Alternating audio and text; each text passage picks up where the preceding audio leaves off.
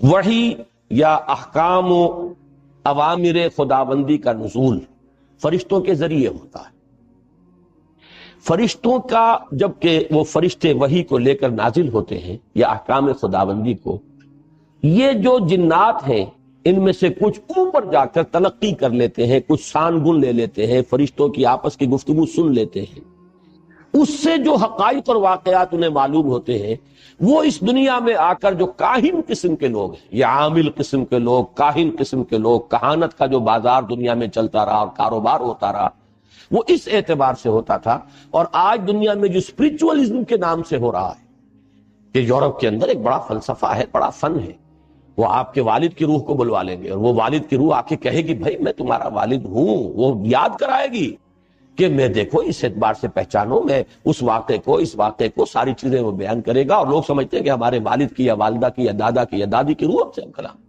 یہی شیاطین ہیں در حقیقت کہ جو دھوکہ دے رہے ہیں اور گمراہ کر رہے ہیں انسانوں کو، اور یورپ کی اسپرچوئلزم کا بھی در حقیقت پورا میکینزم انہی جنات کے حوالے سے۔ فرشتے کبھی اس کاروبار میں ملوث نہیں ہو سکتے، وہ بہت مقدس ان کی ہستی ہے اور وہ اس طرح کے معاملات سے منزہ ہے، اعلیٰ اور عرفہ ہے، لیکن جنات کے اندر یہ سارا دھندا موجود۔ یہ جو خبریں لینے کے لیے دور تک جاتے تھے اور سمائے دنیا تک ان کی رسائی ہے، یہ جو سب سے نیچے آسمان ہے، یہاں تک یہ پہنچ سکتے ہیں۔ اب اس کی حقیقت ابھی ہم پر منکرشی نہیں، میں بھی نہیں جانتا کہ اس سے مراد کیا ہے سمائے دنیا۔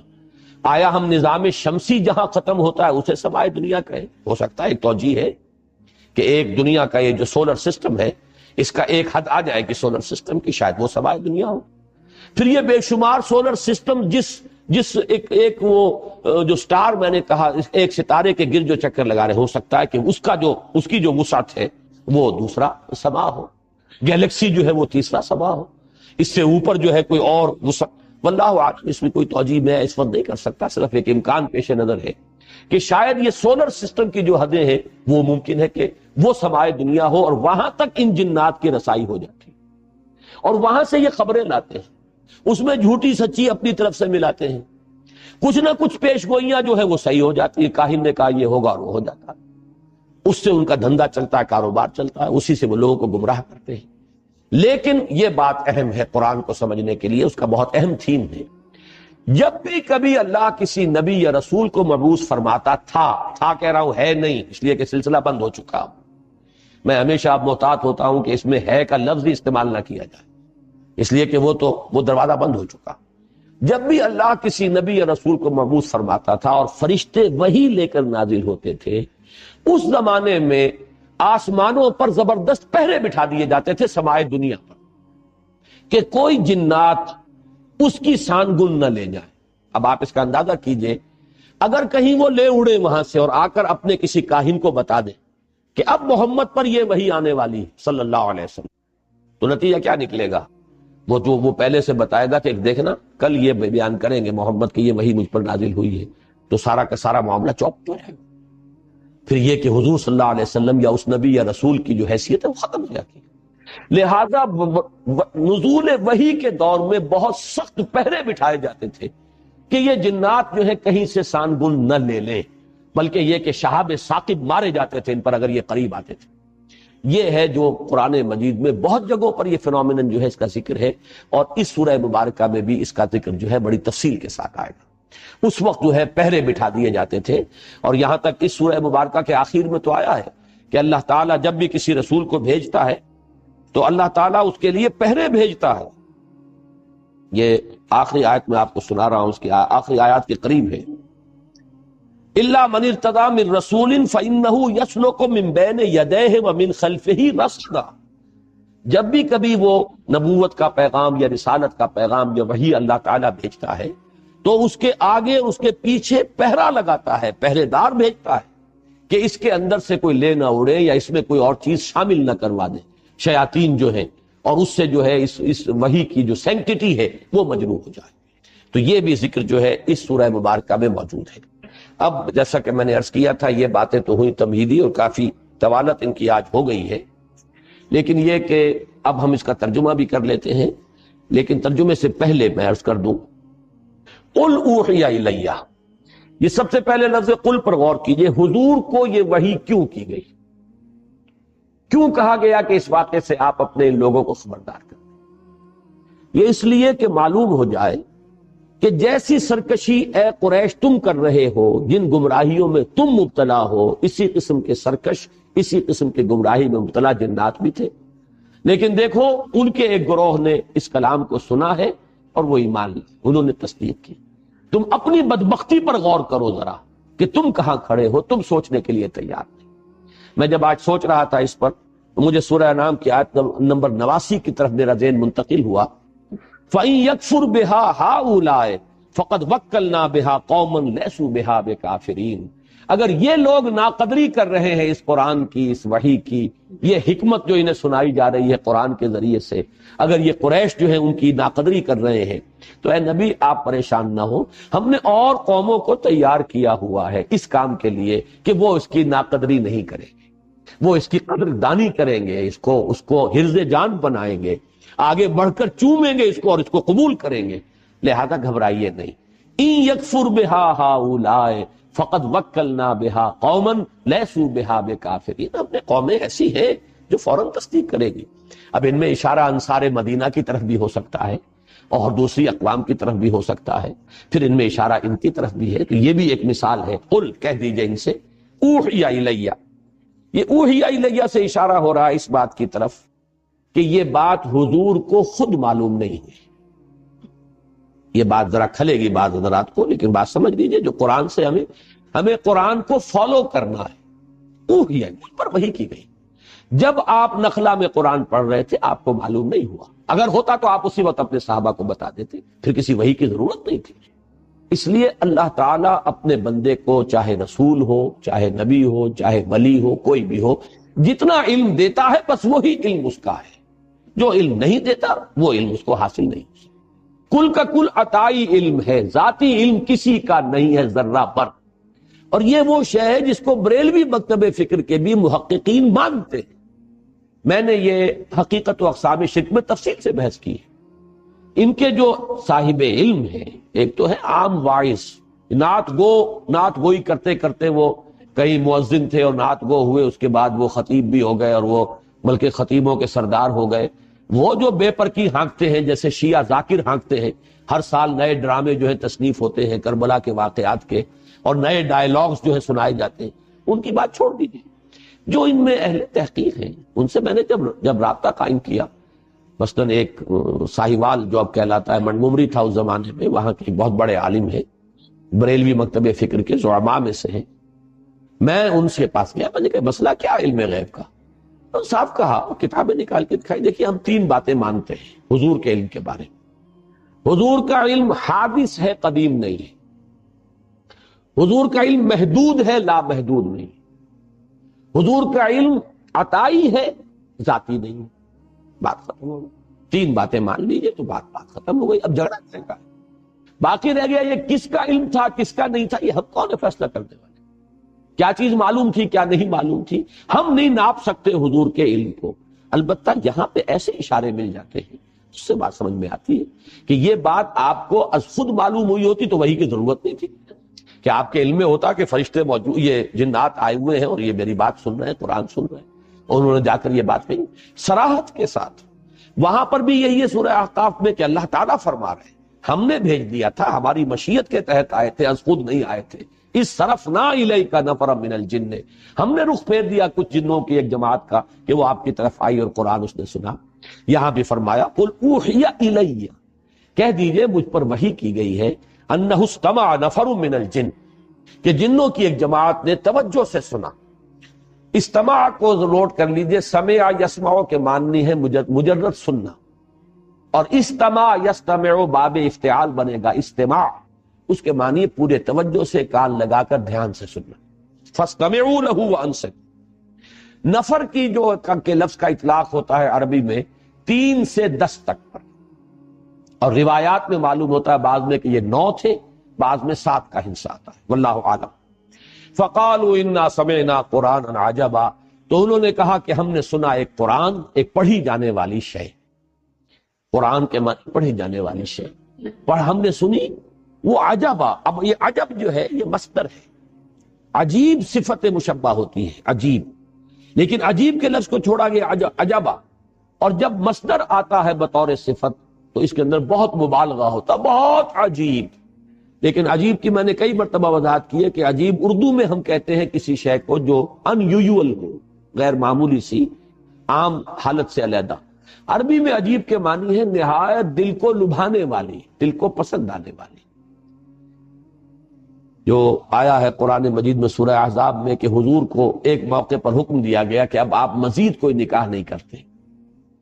وَلَوْ أَعْجَبَكَ حُسْنُهُنَّ،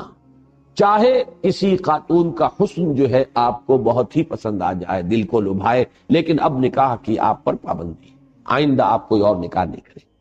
تو یہ عجب جو ہے در حقیقت یہ لفظ جو ہے عجیب، تو یہ کسی عجیب و غریب شے کو نہیں کہتے بلکہ دل کو لبھانے والی، بہت پسند آنے والی۔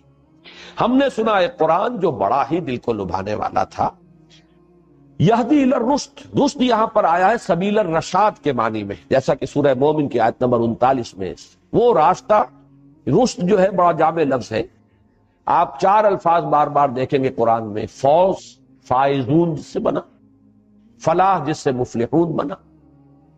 سعید یعنی خوشبخت، اور یہ رشید جس سے بنا ہے رشد۔ رشد، فوز، فلاح، ویسے تو اب الفاظ جب بولتے ہیں تو اس کو ہم اس طریقے سے جمع کر لیتے ہیں، میں سے ہر ایک کا اپنا ایک مفہوم ہے۔ تو اس میں رشد کا لفظ جو ہے اس میں بہت سی چیزیں جمع ہو جاتی ہیں، خوبی، نیکی، بھلائی، علم، سچائی، یہ تمام چیزیں جمع ہوں گی تو رشد۔ یہدی الی الرشد یعنی یہدی الی سبیل الرشاد، فآمنا بہ، تو ہم اس پر ایمان لے آئے، ولن نشرک بربنا احدا، یہ لام نون کے ساتھ جو نفی آتی ہے عربی زبان میں انتہائی تاکیدی، عزم مصمم ہے، اب ہم اپنے رب کے ساتھ کسی کو شریک نہیں کریں۔ اس میں اندازہ ہو رہا ہے کہ کس قدر انہیں پچھتاوا ہوا ہے کہ ہم کن حماقتوں میں مبتلا رہے، ہم کن گمراہیوں کے اندر جو ہے وہ ہم گرفتار رہے، کن وادیوں میں بھٹکتے رہے، ہم پر تو حقیقت منکشف ہو گئی۔ اللہ تعالیٰ یہی جذبہ ہمیں عطا فرمائے کہ ہم بھی کبھی اپنی سابقہ زندگی پر اس اعتبار سے پشیمان ہو، جتنی پشیمانی ہوگی اتنے ہی درجے میں عزم ہوگا اصلاح کا اور ارادہ بنے گا اپنے آپ کو بدلنے کا۔ تو یہ در حقیقت ان کی اس پشیمانی کا جو ہے ایک پیمانہ ہے، فَلَن نُشْرِكَ بِرَبِّنَا أَحَدًا وَأَنَّهُ تَعَالَى جَدُّ رَبِّنَا مَا اتَّخَذَ صَاحِبَةً وَلَا وَلَدًا، اور ہمارے رب کی شان تو بہت بلند ہے۔ یہ جد کا لفظ ہماری ثنا میں آتا ہے، سبحانک اللہم وبحمدک، تعالی جدو کا، تیری شان بہت بلند ہے۔ انہ تعالی، یہی لفظ ہے وہاں پر ثنا میں، ہمارے رب کی شان بہت بلند ہے، اس سے بہت اعلیٰ عرفہ منزہ ہے کہ وہ کسی کو جورو بنائے یا بیٹا بنائے۔ یہ بات سمجھ لیجئے، یہ چیز اللہ کے شایان شان نہیں۔ کیوں نہیں؟ اس لیے کہ یہ شرک کی بدترین صورت ہے۔ اقسام شرک میں اس کو تفصیل سے بیان کرتا ہوں، میرے کیسٹس بہت پھیلے بھی ہیں، عام جو ہے، اور بہت پسند کیے گئے الحمدللہ۔ اس لیے کہ بدترین شرک شرک فی الذات بنتا ہے، باقی شرک فی الصفات ہے، شرک فی الحقوق ہے، شرک فی العبادت ہے، یہ شرک فی الذات ہے، سب سے زیادہ مکروہ شرک، اللہ کا سب سے زیادہ غضب اس پر بھڑکتا ہے، جیسے کہ سورہ کہف کی آیات، وَيُنذِرَ الَّذِينَ قَالُوا اتَّخَذَ اللَّهُ وَلَدًا مَا لَهُم بِهِ مِنْ عِلْمٍ وَلَا لِآبَائِهِمْ كَبُرَتْ كَلِمَةً تَخْرُجُ مِنْ أَفْوَاهِهِمْ إِنْ يَقُولُونَ إِلَّا كَذِبًا فَلَعَلَّكَ بَاخِعٌ نَفْسَكَ عَلَىٰ آثَارِهِمْ إِن لَّمْ يُؤْمِنُوا بِهَٰذَا الْحَدِيثِ أَسَفًا۔ اس سے بھی کہیں زیادہ پرجلال انداز جو ہے وہ سورہ مریم میں، وَقَالُوا اتَّخَذَ اللَّهُ وَلَدًا، وَقَالُوا اتَّخَذَ الرَّحْمَٰنُ وَلَدًا لَقَدْ جِئْتُمْ شَيْئًا إِدًّا تَكَادُ السَّمَاوَاتُ يَتَفَطَّرْنَ مِنْ فَوْقِهِنَّ يتفطرن منه وتنشق الارض وتخر الجبال حتى ان دعوا للرحمن ولدا وما ينبغي للرحمن ان يتخذ ولدا۔ پہاڑ گر پڑنے کو ہے، زمین شق ہونے کو ہے، آسمان پھٹ پڑنے کو ہے، اس گستاخی پر کہ انہوں نے اللہ کے لیے کہا ہے کہ بیٹا اس نے بنایا، اور اللہ کے شایان شان ہی نہیں کہ بیٹا بنائے۔ آخر کیا وجہ ہے؟ تجزیہ کیجئے۔ بیوی در حقیقت کسی کے نوع سے ہوتی ہے، لہذا بالکل برابر ہے۔ انسانوں میں نوع ایک ہے، مرد اور عورت نوع تو ایک ہے، جن سے دو ہے، لیکن باقی تو ہر اعتبار سے بعضکم من بعض، نوع تو ایک ہی ہے، جس کو آپ کہتے ہیں بایولوجی میں سپیشیز۔ سپیشیز تو ایک ہے، سیکسز دو ہے نا۔ تو ایک نوع ہوا گویا کہ اگر کوئی جورو ہے کسی کی تو اسی کی نوع سے ہے، اور بیٹا ظاہر بات ہے کہ وہ تو در حقیقت وہ بھی اسی کی نوع میں سے ہے۔ بیٹا جو بھی ہوگا آخر گھوڑے کے ہاں جو پیدا ہوگا گھوڑا ہے، گدھے کے ہاں جو پیدا ہوگا گدھا ہے، انسان کے ہاں جو پیدا ہوگا انسان ہے، تو اللہ کے ہاں جو پیدا ہوگا وہ اللہ ہے۔ یہ ہے در حقیقت شرک کی وہ بدترین صورت کہ ہر اعتبار سے اللہ کے ساتھ بالکل مساوی کر دینا والا معاملہ جو اس شرک میں آتا ہے کہ اس کے لیے کسی کو جورو یا اس کے لیے کسی کو بیٹا قرار دیا جائے، اولاد قرار دیا، وہ تو بالکل نوع ہی ایک ہو گئی، ایک درجہ، ایک سید زیادہ سید ہے، مغل زیادہ مغل ہے، راجپوت کا بیٹا راجپوت ہے، تو اللہ کا بیٹا تو مکمل اللہ ہے، بالکل برابر کا ہے، کفو ہے، ہم پلہ ہے، مد مقابل ہے۔ تو یہ ہے در حقیقت انہو تعالی جد ربنا، ہمارے رب کی شان بہت بلند ہے، وہ اس سے بہت اعلیٰ اور عرفہ ہے۔ وَمَتَّخَذَ صَاحِبَةً وَلَا وَلَدًا وَأَنَّهُ كَانَ يَقُولُ سَفِيهٌ عَلَى اللَّهِ شَطَطًا، یہ سفیہ جو ہے یہ واحد کے لیے بھی آتا ہے اور جمع کے لیے بھی۔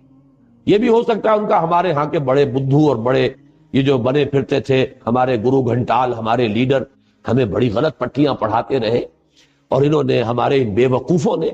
اللہ پر جو ہے بڑی غلط باتیں جو ہے جڑی ہیں اور غلط ان کے اللہ کی طرف منسوب کیا ہے کہ اللہ نے کسی کو بیٹا بنا لیا اور اللہ نے کسی کو جو ہے اپنا برابر کا درجہ دے دیا ہے۔ تو یہ شیطان لعین کی طرف بھی اشارہ ہو سکتا ہے، اس کی ذریت معنوی اصل بھی مجموعی طور پر بھی مراد ہو سکتی ہے۔ وَأَنَّهُ كَانَ يَقُولُ سَفِيهٌ عَلَى اللَّهِ شَطَطًا وَأَنَّا ظَنَنَّا لَن تَقُولَ الْإِنسُ وَالْجِنُّ عَلَى اللَّهِ، یہ ہے وہ سادہ لوحی، بہت اہم ہے یہ آیت۔ اکثر و بیشتر عوام الناس اسی سادہ لوحی میں مارے جاتے ہیں۔ آپ کا عام بیچارہ بریلوی جو ہے وہ کیا سمجھے، وہ تو اپنے مولوی کی بات سنتا ہے، اپنے واعظ کی بات سنتا ہے، وہ یہ گمان نہیں کر سکتا کہ یہ ہمیں دھوکہ دین کے اندر اللہ کے قوم میں۔ اسی طریقے سے کوئی شیعہ ہے، اسی طرح قادیانی ہے، قادیانیوں کا ہر شخص تو ان میں سے ریسرچ نہیں کرتا، ہر شخص قرآن مجید کی جو ہے تحقیق نہیں کرے گا کہ ختم نبوت کے کیا معنی ہے کیا نہیں ہے۔ اب جو بھی ان کے ہاں ان کے وہ بٹگر ہیں، ان کے گرو گھنٹال ہیں جو پڑھاتے ہیں، وہ اپنے اسی خیال کے اندر کہ آخر یہ کسی چیز پر ہمیں دھوکہ دے گی، کیوں دھوکہ دے گی؟ تو عوام الناس دھوکہ کھاتے ہیں اپنے رہنماؤں سے، اور اسی وجہ سے کھاتے ہیں کہ وہ یہ گمان نہیں کر سکتے کہ ہمیں دھوکہ دیں گے۔ کس لیے دھوکہ دیں گے؟ اللہ کے اوپر کوئی غلط بات پڑیں گے۔ وَأَنَّا ظَنَنَّا أَن لَن تَقُولَ الْإِنسُ وَالْجِنُّ عَلَى اللَّهِ كَذِبًا، ہم نے یہ گمان کیا، ہم اس خوش فہمی میں رہے، ہم یہی سمجھتے رہے کہ جن اور انس ایک دوسرے کے بارے میں جھوٹ بول دیں، اللہ کے بارے میں جھوٹ بولیں۔ وہ جس کو کہتے ہیں فارسی میں کہ بازی بازی بارش بابا ہم بازی، یہ تم کھیل کر رہے ہو، استہزاء کر رہے ہو کہ اپنے باپ اور دادا کی داڑھیوں کے ساتھ بھی کھیل کرو گے، بارش بابا ہم بازی۔ تو یہ جھوٹ جو ہے تراشنا اور جھوٹ جڑ دینا، چاہیے اللہ پر جھوٹ جڑیں گے۔ ہم نے یہ سمجھا کہ انسان ایسی حرکت تو نہیں کریں گے، یہ جنات ایسی حماقتیں تو نہیں کریں گے۔ وَأَنَّهُ كَانَ رِجَالٌ مِّنَ الْإِنسِ يَعُوذُونَ بِرِجَالٍ مِّنَ الْجِنِّ فَزَادُوهُمْ رَهَقًا، اور یہ کہ بہت سے مرد جو تھے یا انسانوں میں سے بہت سے لوگ وہ پناہ طلب کرتے تھے جنوں میں سے لوگوں کی، اس سے ان کی سرکشی میں اور اضافہ ہو گیا۔ اب یہاں امکان ہے کہ یہ زادوہم رہقا، زادو کے اندر ایک ضمیر ہے فاعلی، انہوں نے اضافہ کر دیا، ہم ضمیر مفعولی ہے ان کے لیے یا ان میں، لیکن یہ کہ اضافہ کرنے والا کون ہے، کن میں اضافہ ہوا ہے، اس میں دونوں رائے ہو سکتی ہیں۔ یعنی جنوں نے ان انسانوں کو اور گمراہ کیا، پھر اور غلط راستے پر ڈالا۔ اچھا تم اشرف المخلوقات ہو کر اور تم ہماری پناہ طلب کر رہے ہو تو ہم تمہیں ایسی ایسی وادیوں میں لے جا کے بھٹکائیں گے کہ تم جہنم کا ایندھن ہی بن کر رہو۔ اور ایک یہ بھی ہو سکتا ہے کہ انسانوں کے اس طرز عمل نے ان شیاطین جن کے اندر جو نشہ ہے اور چڑھا دیا، یہ ہماری پناہ طلب کر رہے ہیں تو گویا کہ ان میں سرکشی، اپنا غرور، تکبر، تمرد، شیطنت، سرکشی جو ہے وہ اور بڑھ گئی۔ تو یہ دو طرفہ ہے، زادوہم رہقا، یہ گویا کہ جس کو انگریزی میں کہتے ہیں وشس سرکل، کہ یہ ایک دوسرے کی گمراہی کے اندر اضافہ کر رہے ہیں، اور یہ دونوں کیا چونکہ اس میں یہ احتمال موجود ہے تو یہ بہت ہی ذو معنیین کہیے، اور دونوں معنی جو ہے اس کے اپنی جگہ پر صحیح ہے اور درست ہے۔ وَأَنَّهُمْ ظَنُّوا كَمَا ظَنَنْتُمْ أَن لَّن يَبْعَثَ اللَّهُ أَحَدًا، اور یہ کہ انہوں نے بھی یہی گمان کیا تھا، انسانوں نے بھی، جیسے کہ تم لوگ گمان کیے بیٹھے ہو کہ اللہ کسی کو نہیں اٹھائے گا، ہرگز نہیں اٹھائے گا کسی کو۔ ہمارے جدید مفسرین میں سے اکثر نے مراد لیا ہے کہ یہ بعث بعد الموت کا تذکرہ ہے، کہ جیسے تم سمجھتے ہو کہ بس مرنے کے بعد کوئی زندگی نہیں، کوئی اٹھایا نہیں جانا ہے، کوئی حساب کتاب نہیں ہے، ویسے ہی انسان بھی اس حماقت میں مبتلا تھے۔ لیکن یہ کتاب نازل ہوئی ہے، اللہ نے اپنے ایک بندے کے اوپر ہدایت اتار دی ہے، اور اب یہ حقیقت منکشف ہو گئی ہے کہ ہمیں تو اٹھایا جائے گا، حساب کتاب ہوگا، جواب طلبی ہوگی، جزا و سزا ہو۔ دوسری رائے یہ ہے کہ لن یبعث اللہ احد سے مراد ہے بعثت رسول، کہ وہ بھی اس گمان میں تھے جیسے کہ تم اس گمان میں ہو کہ اب کوئی اور رسول آنے والا نہیں ہے۔ میرے نزدیک یہ دوسرا مضمون ہے یہاں پر، اور یہ اللہ کا شکر ہے کہ مولانا شبیر احمد عثمانی رحمۃ اللہ علیہ نے اس کو زیادہ اہمیت دی ہے۔ تو میں اپنی رائے کے ساتھ جہاں بھی کہیں کسی ایسی شخصیت کی رائے جو ہے اس کو پا لیتا ہوں تو پھر اطمینان ہو جاتا ہے کہ متفق گردید رائے بو علی بارائے من، تو ایک اطمینان اور اعتماد ہوتا ہے۔ میرے نزدیک یہاں پر مراد بعث بعد الموت نہیں ہے، بلکہ رسولوں کا اٹھایا جائے۔ اس کی وجہ کیا ہے اس کو سمجھ لیجیے اچھی طرح۔ در حقیقت تار نبوت و رسالت، تار کا لفظ استعمال کر، یہ تو ایک ایسی ہے ثم ارسلنا رسلنا تترا، یہ تترا کا لفظ ہے جس سے لفظ متواتر بنا، پھر ہم نے پے بپے اپنے رسول بھیجے، تو رسولوں کا تار ٹوٹا ہی نہیں۔ البتہ حضرت مسیح اور حضور کے مابین 600 برس کا فصل، اس کو فترت اولا کہتے ہیں۔ یہ پہلی مرتبہ یہ اتنا بڑا وقفہ آیا ہے نبوت اور رسالت کے سلسلے میں حضرت مسیح علیہ السلام اور حضور کے مابین کے وقفے کو۔ اسی لیے قرآن مجید کی ایک آیت میں، یہ سورہ مائدہ کی آیت ہے 19ویں، وہاں پہ الفاظ ہیں یا اہل الکتاب قد جاءکم رسولنا یبین لکم علی فترۃ من الرسل ان تقولوا ما جاءنا بشیر ولا نذیر فقد جاءکم بشیر ونذیر واللہ علی کل شیء قدیر۔ تو یہ فترت وحی کا دور تھا، 600 برس بیت گئے تھے، تو ایک گمان کرنے کی گنجائش تھی کہ شاید سلسلہ ختم ہو چکا، اب شاید کوئی کتاب آنے والی نہیں، اب شاید کوئی رسول آنے والے نہیں۔ اور جن لوگوں نے حضرت مسیح تک بھی جن کی رسائی نہ ہوئی ہو اور صرف حضرت موسیٰ ہی کو جانتے ہو، وہ تو سمجھیے کہ پھر بہت طویل عرصہ بیت چکا۔ اس اعتبار سے ایک گمان پیدا ہوا کہ شاید بس نبوت و رسالت کا سلسلہ منقطع ہو چکا ہے، اب اللہ کسی کو نہیں اٹھائے گا۔ میرے نزدیک یہ اس آیت کا مفہوم جو ہے یہ زیادہ قرین قیاس ہے، اور مولانا شبیر احمد عثمانی رحمۃ اللہ علیہ نے اسی کو ترجیح دی۔ اکثر دوسرے جو مفسرین ہیں اس دور کے مترجمین، انہوں نے وہ پہلی بات کہی ہے، کیونکہ وہ بات بھی جڑتی ہے کہ توحید کے ساتھ ہی معاد کا معاملہ آتا ہے، تو توحید کی بات تو پہلے آ گئی، لن نشرک بربنا احدا، اب یہ گویا کہ معاد کا ذکر ہے، تو وہ بھی ممکن ہے، لیکن زیادہ میرا جو رجحان ہے وہ اس بات کی طرف ہے کہ یہ بعثت رسول کے